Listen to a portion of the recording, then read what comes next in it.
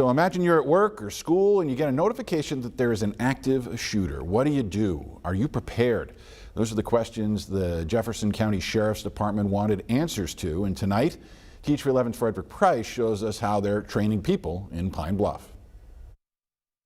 We want to be well prepared and more prepared in the event that happens. Recent mass shootings across the country have left so many on edge and wondering how to stay safe when the unthinkable happens.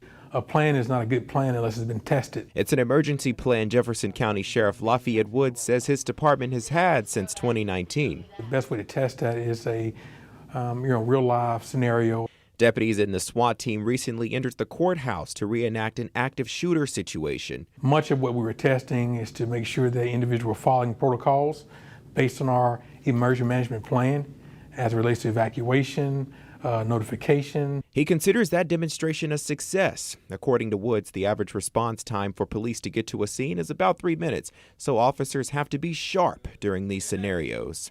Most times, these active shooter events, once they occur and they stop, they occur long before law enforcement arrives.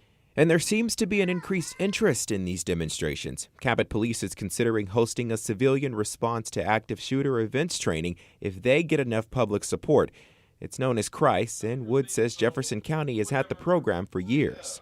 That can save a life, because ultimately, if they're not prepared, they can either be seriously injured or even killed while they're waiting on their response from law enforcement. For him, watching these massacres happen across the country just hurts, but he's hopeful more organizations get involved in the effort of preparedness. We hope that we get more calls about the training. We certainly have the capacity and the know-how to be able to put that on. And Wood says the best way to prepare is training. Schools, faith-based organizations, anyone can come to the Sheriff's Department to get that training. In Pine Bluff, Frederick Price, THV 11 News. Thank you, Frederick. Sheriff Woods hasn't announced a specific date yet, but he plans to do another drill in the coming weeks at the courthouse.